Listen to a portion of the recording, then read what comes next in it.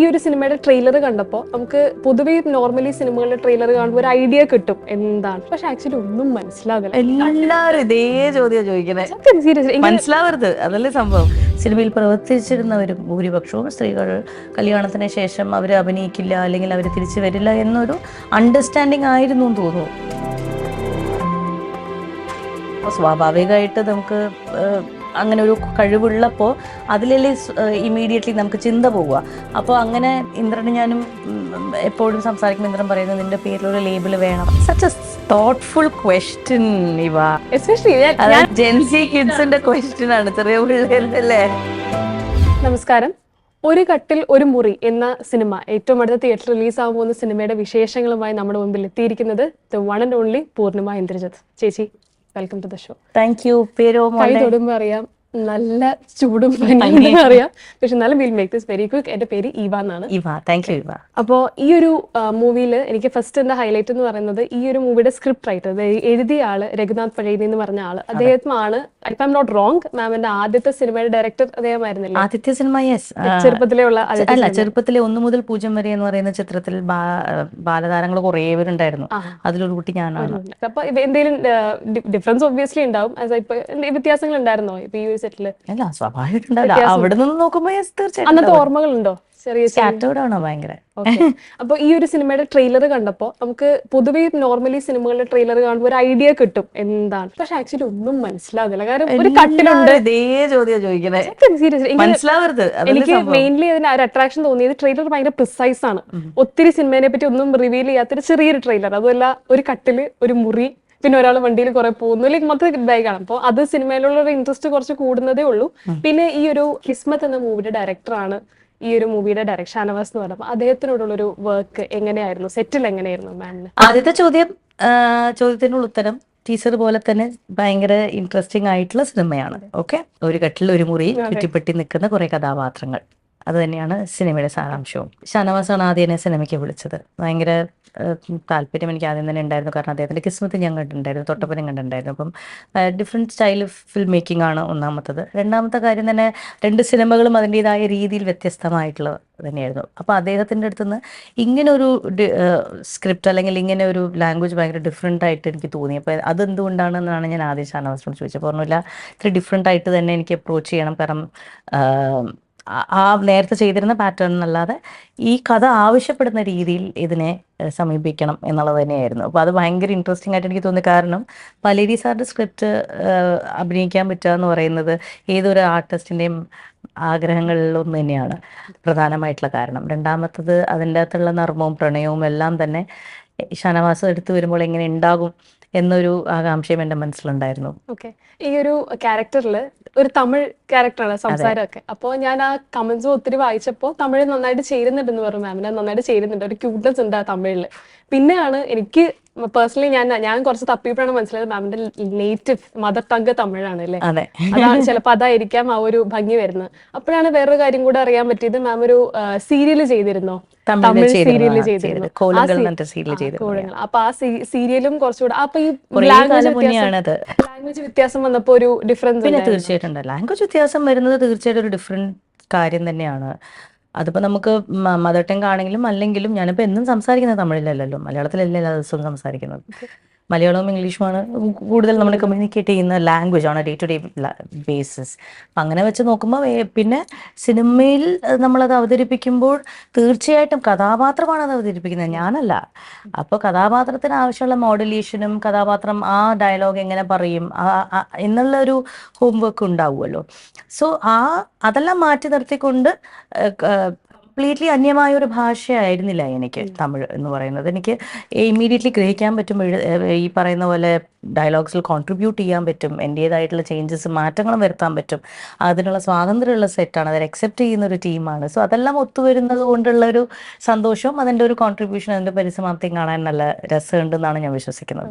2001 ശേഷം പിന്നെ ഒരു ടെക്നിക്കലി നോക്കുന്ന 17 years അത്രയും കണ്ട് ഗ്യാപ്പിന് ശേഷമാണ് വൈറസ് എന്ന് പറഞ്ഞ മൂവിയിലൂടെ മാം തിരിച്ചു വരുന്നത്. ഒരു വലിയൊരു ഗ്യാപ്പ് ഉണ്ടായിരുന്നു, അതിനിടയ്ക്കാണ് മാരേജ് കാര്യങ്ങളെല്ലാം. എന്തുകൊണ്ടായിരുന്നു ഗ്യാപ്പ് വന്നത്? പല പല കാരണങ്ങളാണ്. ഇപ്പം കല്യാണം കഴിഞ്ഞ ആ ഒരു കാലഘട്ടം ഞാൻ ഭയങ്കര it was A different journey all together അല്ലേ. പെട്ടെന്ന് വളരെ അഭിനയിച്ചുകൊണ്ടിരിക്കുന്ന സമയത്ത്, ആ സമയത്താണ് ഞാൻ കല്യാണം കഴിക്കുന്നത്. പക്ഷെ അഭിനയിച്ചുകൊണ്ടിരുന്ന ആ സമയത്ത് ഞാൻ ചെയ്തിരുന്ന സിനിമകളെല്ലാം തന്നെ, ആ ചെയ്തിരുന്ന സിനിമകൾ ഞാൻ വളരെയധികം എൻജോയ് ചെയ്തിട്ടാണ് ചെയ്തത്.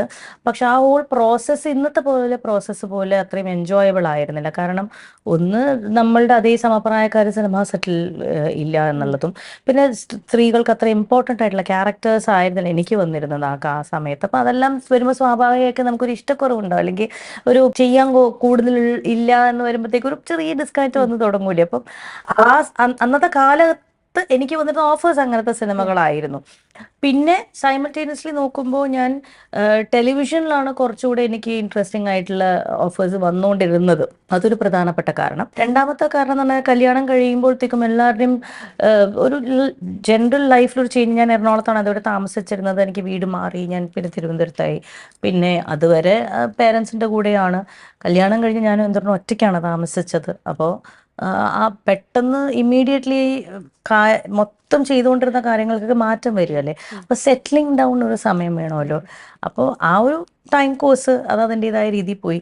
പിന്നെ അന്നത്തെ ഒരു കണ്ടീഷനിങ് വെച്ച് സിനിമയിൽ അഭിനയിച്ചുകൊണ്ടിരിക്കുന്ന സമയത്ത് സിനിമയിൽ പ്രവർത്തിച്ചിരുന്നവരും ഭൂരിപക്ഷവും സ്ത്രീകൾ കല്യാണത്തിന് ശേഷം അവർ അഭിനയിക്കില്ല, അല്ലെങ്കിൽ അവർ തിരിച്ചു വരില്ല എന്നൊരു അണ്ടർസ്റ്റാൻഡിങ് ആയിരുന്നു എന്ന് തോന്നുന്നു. അതുകൊണ്ടാണ് ഓഫേഴ്സും കംപ്ലീറ്റ്ലി കുറഞ്ഞു. ആ സമയത്ത് സ്ക്രിപ്റ്റുകൾ കേൾക്കുന്നുണ്ടായിരുന്നു, സ്ക്രിപ്റ്റുകൾ വരുന്നുണ്ടായിരുന്നു. പിന്നെ കല്യാണത്തിന് ശേഷം ഇല്ല. ഇല്ല.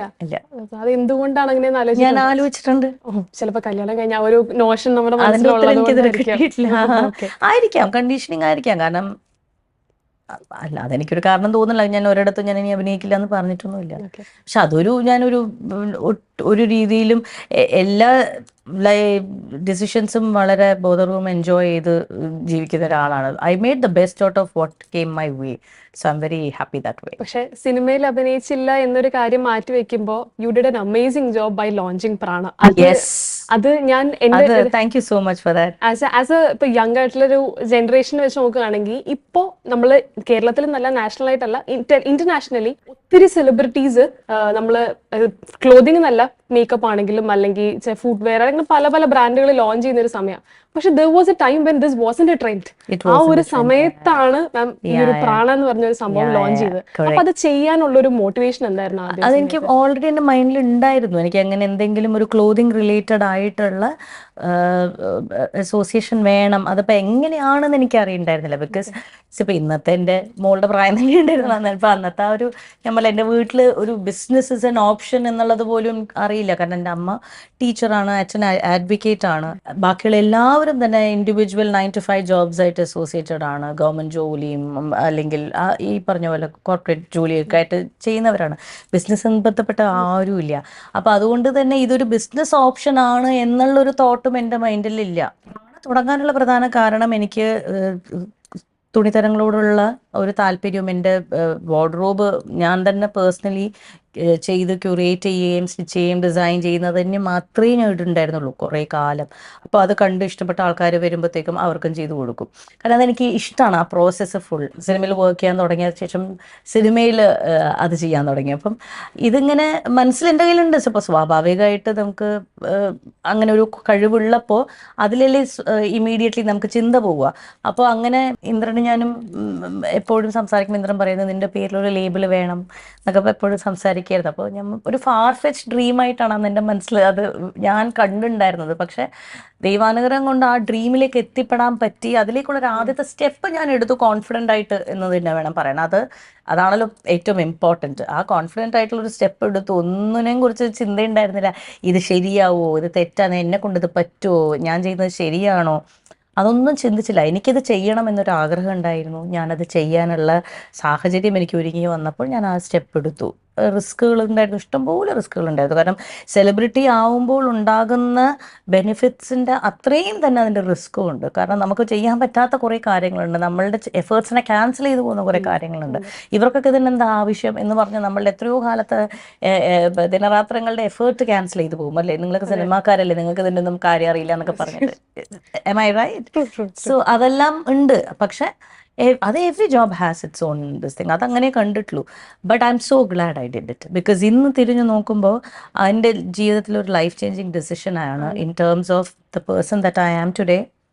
in terms of my finance, in terms of the confidence, in terms of my approach towards life, in terms of my empowerment, എല്ലാം വളരെയധികം എന്നെ മാറ്റിയിട്ടുള്ള ഒരു സ്റ്റെപ്പ് തന്നെയായിരുന്നു ബിസിനസ് തുടങ്ങുക എന്നത്. അത് ഈ ഒരു കാര്യം ഞാൻ പോയിന്റ് ഔട്ട് ചെയ്യാനുള്ള കാരണം ഇപ്പൊ നമുക്ക് ഒത്തിരി വുമൺ എംപവർമെന്റ് അല്ലെങ്കിൽ നമ്മളെ സെൽഫ് ഫിനാൻഷ്യൽ സ്റ്റെബിലിറ്റി എന്നൊക്കെ നമ്മൾ ഒത്തിരി പറഞ്ഞു കേൾക്കുന്നുണ്ട്. പക്ഷെ ഇതെല്ലാം പറയുന്നതിന് ഒരുപാട് മുൻപ് തന്നെ മാം ആ ഒരു സംഭവത്തിലേക്ക് എത്തി എന്നതാണ്. അതെ, അത് മെയിൻലി ഈ ഒരു സംഭവം സ്റ്റാർട്ട് ചെയ്തപ്പോ you had a lot of challenges, it wasn't easy. അപ്പൊ ആ ഒരു ചാലഞ്ചസ് ഇപ്പോ അത് ഓവർകം ചെയ്യാൻ പഠിച്ചോ അതോ still are you learning? I am still learning. അയ്യോ, I am still learning every day. ചില സമയത്ത് ഞാൻ തന്നെ ഇതെന്നോട് ചോദിക്കുന്നത് എപ്പോൾ തീരെ പരിപാടി. But there is so much of knowledge that I have gained also. അതുകൊണ്ടല്ലോ, ലൈക്ക് യു സെഡ്, ഈ empowerment comes not just with finance. It starts with finance definitely, but empowerment comes with a lot of other things also, അല്ലേ? Empowerment എന്ന് പറയുന്നത് നമുക്കൊരു decision എടുക്കാൻ പറ്റുന്ന സ്വാതന്ത്ര്യമാണ്. ആ സ്വാതന്ത്ര്യം നമുക്ക് വരുന്നത് പല പല ഘടകങ്ങളോടൊപ്പമാണ്.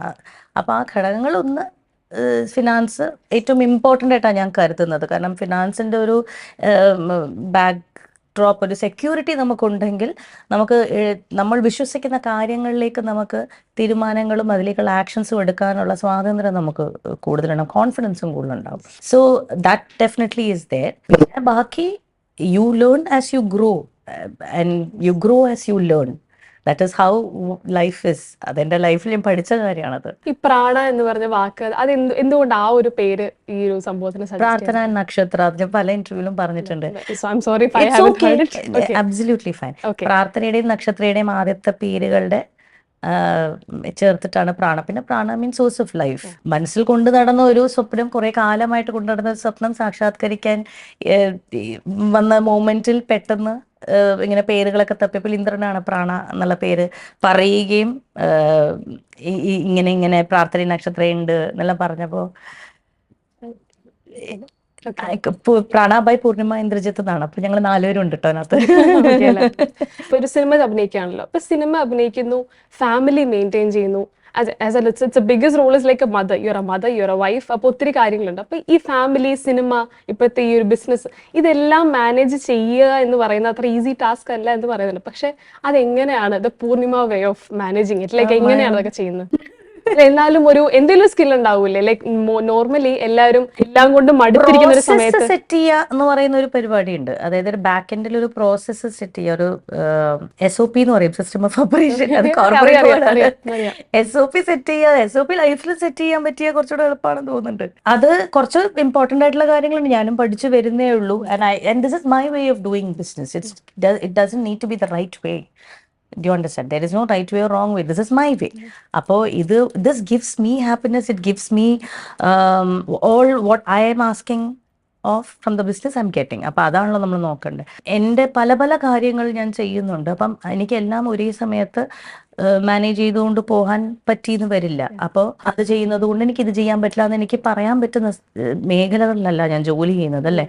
സ്വാഭാവികമായിട്ടും ഞാൻ എൻ്റെ ക്ലയൻസ് എന്ന് പറയുന്നത് എത്രയോ മാസങ്ങൾക്ക് മുന്നേ എൻ്റെ അപ്പോയിൻമെൻറ്റ് എടുത്തിട്ട് വരുന്നവരാണ് അവർ. ബിക്കോസ് പുറത്തുനിന്നുള്ളവരാണ് ട്രാവൽ ചെയ്താൽ വരുന്നത്. ബ്രൈഡൽ അപ്പോയിൻമെൻറ്റ്സ് എടുത്ത് വരുന്നവർ അവരുടെ ട്രാവൽ അവർ എത്രയോ മാസങ്ങൾക്ക് മുന്നേ പ്ലാൻ ചെയ്യുക.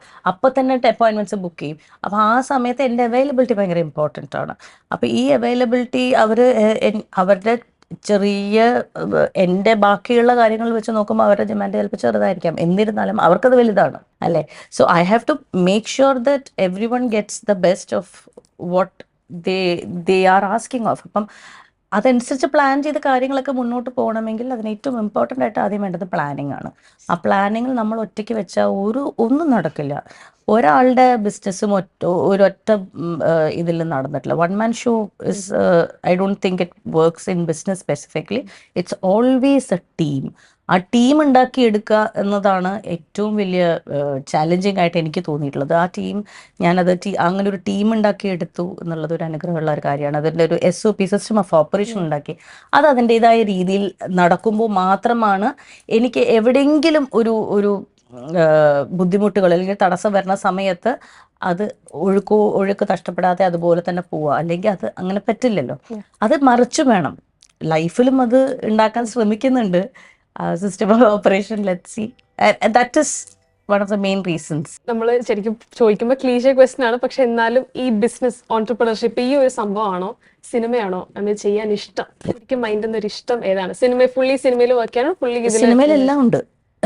സിനിമയിൽ ബിസിനസ്സും ഉണ്ട്, കലയും ഉണ്ട്. ഈ ഫാഷൻ ക്ലോതിങ് ഈ കാര്യമാണോ അതോ സിനിമയിൽ അഭിനയം? ഡെഫിനറ്റ്ലി എനിക്ക് മൈ സോൾ ഫുഡ് എന്ന് ചോദിച്ചു കഴിഞ്ഞാൽ ആക്ടിങ് തന്നെയാണ്. On screen gives me an escape from what I am in person അല്ലേ. സത്യം, അതൊരു എസ്കേപ്പ് റൂട്ടും കൂടെ ആണെന്ന് എനിക്ക് ചിലപ്പോൾ തോന്നാറുണ്ട്. അത് സ്ക്രീനിൽ കാണുമ്പോൾ അത് പൂർണ്ണിമേന്ദ്രിജത്താൻ തോന്നത്തില്ല. ലൈക്ക് അത് ഒത്തിരി പേര് പറയണ്ട, like the വേഴ്സറ്റിലിറ്റി that you have.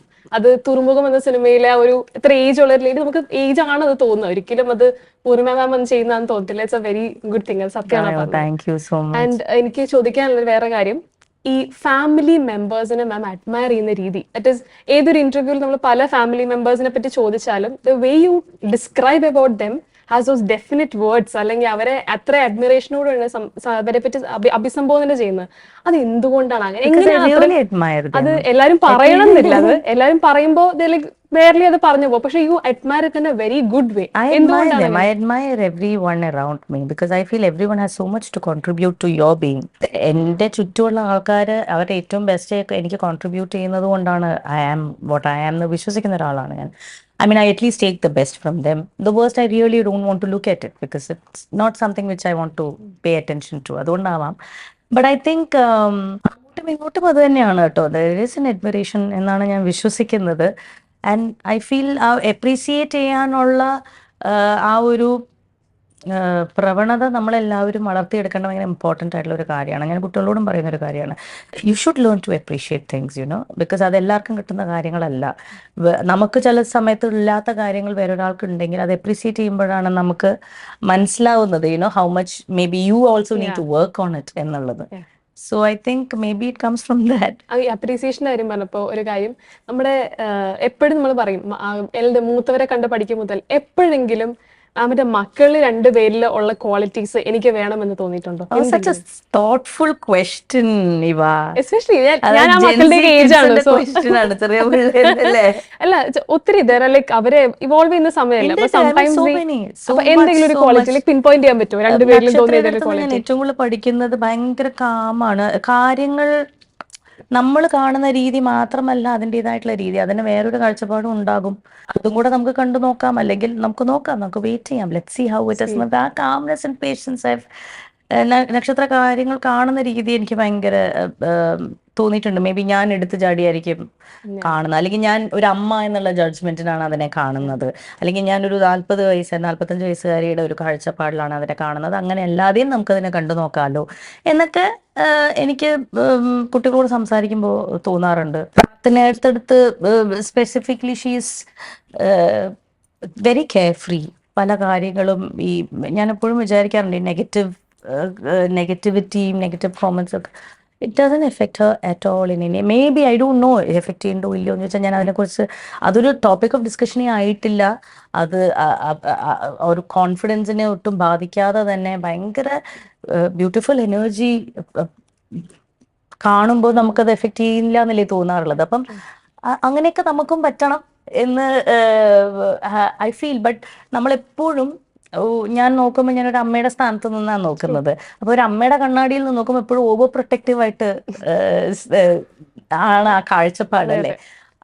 കുട്ടികൾക്ക് അതില്ലല്ലോ. കുട്ടികൾക്ക് നിങ്ങൾ ഭയങ്കര free of thought and free of mind അല്ലേ. Maybe that's that. But there are so many qualities. പ്രാർത്ഥനയുടെ ഡ്രൈവിംഗ് സ്കിൽ എനിക്ക് കുട്ടിക്ക് ഇപ്പൊ ദിസ് ഇയർ ഷീൽ ടേൺ 20. 20 വയസ്സിലുള്ള ആ കുട്ടിയുടെ ഡ്രൈവിംഗ് സ്കിൽ എനിക്ക് 45 വയസ്സിൽ പോലും ഇല്ല. അത് പൊതുവെ എല്ലാവരും അങ്ങനെയല്ലേ. ഇപ്പൊ അമ്മമാരുടെ സ്കില്ലിനേക്കാളും കൂടുതൽ മക്കൾക്കായിരിക്കും ചിലപ്പോൾ സ്കിൽ ഉണ്ടാവുക ഡ്രൈവിംഗ്. ഗ്രേറ്റ്. കുറേ കാര്യങ്ങളുണ്ട് അതുപോലെ. അതിപ്പോ കുട്ടികളുടെ അടുത്തൊന്നും മാത്രമല്ല. ബട്ട് ഐ ഫീൽ അത് ഭയങ്കര നമുക്ക് പുതിയ പുതിയ കാര്യങ്ങൾ പഠിക്കണം എന്ന ആഗ്രഹം ഉണ്ടെങ്കിൽ ഏറ്റവും എളുപ്പം പിള്ളേരുടെ അടുത്ത് നിന്ന് പഠിക്കുക എന്നുള്ളതാണ്. ഈ ജെൻസി ടൈപ്പ് അങ്ങനത്തെ ഒരു അമ്മയാണോ, അതോ നമ്മുടെ ആ ജനറേഷൻ ഞാൻ ഇങ്ങനെയാണ് എന്ന് പറഞ്ഞ് നിൽക്കുന്ന അമ്മയാണോ, ലൈക്ക് പിള്ളേരുടെ കൂടെ മെൽറ്റ് ചെയ്ത് പോകുന്ന ആളാണോ? ട്രൈ ഒരു മിഡിൽ ഗ്രൗണ്ട് ആണ് ശ്രമിക്കുന്നത്. പക്ഷേ അവരാണ് അതിന്റെ കറക്റ്റ് ആയിട്ടുള്ള ഉത്തരം പറയേണ്ടത്. ശ്രമിക്കാറുണ്ടോ? വളർത്തിയ പോലെയല്ല ഞാൻ എന്റെ കുട്ടികളെ വളർത്തുന്നത്. And I am very sure അവരവരുടെ കുഞ്ഞുങ്ങളെയും അതുപോലെ ആയിരിക്കില്ല വളർത്തുന്നത് അല്ലേ.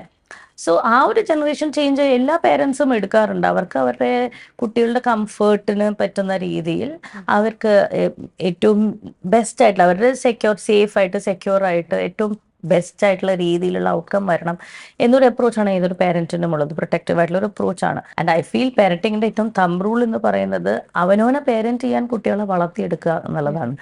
Individually, the approach can be different. There is no right way or wrong way, good or bad in parenting. It is your way of doing things. And it has to be both ways. അത് വളരെ important ആയിട്ട് not should be one way route ആവാതെ from the parent to the child and the child to the parent ആവണം എന്നുള്ളത് മാത്രമേ ശ്രമിക്കാറുള്ളൂ. നമ്മൾ സംസാരിച്ച് സിനിമയിൽ നിന്ന് ഫാമിലി വരെ എത്തി. Because I think your family is like core everything. അപ്പോ വീണ്ടും സിനിമയിലേക്ക് വരുമ്പോ ഈ അക്കമ്മ എന്നാണല്ലോ ക്യാരക്ടർ നെയിം. അപ്പോ അക്കമ്മ എന്നൊരു ക്യാരക്ടർ അത് കൊണ്ട് നടക്കാൻ അല്ലെങ്കിൽ ആ ഒരു ക്യാരക്ടറിനെ മൈൻഡിലേക്ക് എടുക്കാൻ എളുപ്പമായിരുന്നു. Like how is the character in the movie? ഈ മൂവിയിലുള്ള കുറച്ച് എളുപ്പമായിരുന്നു എന്ന് വെച്ചാൽ എനിക്ക് ഇത്തിരി ഇഷ്ടം കൂടുതൽ ഉണ്ടായിരുന്നു. കാരണം അക്കമ്മ ഹാപ്പി ഗോ ലക്കിയാണ്, അക്കമ്മ തമിഴാണ്, അക്കമ്മയ്ക്ക് പാട്ട് ഇഷ്ടമാണ്. അപ്പം ലൈറ്റർ ഫീല് തോന്നി. അപ്പം അത് പ്രധാനപ്പെട്ട ഒരു കാരണം. പക്ഷെ പിന്നെ ഇതിന്റെ ലേയേഴ്സ് ഉണ്ട്. ഇപ്പം നമ്മൾക്ക് എല്ലാവർക്കും നമ്മൾ പുറമേ കാണുന്നത് മാത്രമല്ല നമ്മൾ അല്ലേ, നമ്മൾ പുറമേ കാണുന്ന നമ്മളുടെ ഉള്ളിൽ ബിൽഡ് ചെയ്ത് വന്നിട്ടുള്ള ഒരു വലിയ ഐസ്ബർഗ് ഉണ്ട്. ആ ടിപ്പ് ഓഫ് ദി ഐസ്ബർഗ് ആണ് ആ മുഖവും അന്നത്തെ ആ സമയം ആ ചിരിയും എല്ലാം. ആ ഉള്ളില് വെള്ളത്തിന്റെ അടിയിലുള്ള വലിയ ഐസ്ബർഗ് നമുക്ക് മാത്രമല്ലേ അറിയുള്ളൂ. സോ അതിന്റെ ഡീറ്റെയിലിങ്ങിലോട്ട് കടന്നു ചെല്ലാൻ ഏറ്റവും കൂടുതൽ എനിക്ക് ഹോംവർക്കിൽ ഹെൽപ്പ് ചെയ്തിരിക്കുന്നത് സ്ക്രിപ്റ്റ് തന്നെയാണ്. പാലേരി സാറും ഷാനവാസൊക്കെ ആയിട്ട് സംസാരിച്ച് കൂടുതൽ അക്കമ്മയിലേക്ക് ഇറങ്ങി ചെല്ലുക എന്നത് മാത്രമാണ് ചെയ്തിട്ടുള്ളത്. പെട്ടെന്ന് ആലോചിക്കാൻ ഒരു കാര്യം പറയട്ടെ, ആ കട്ടിലിൽ നിങ്ങൾക്കൊരു ഇമോഷൻ ഇൻവെസ്റ്റ് ചെയ്താൽ മതി.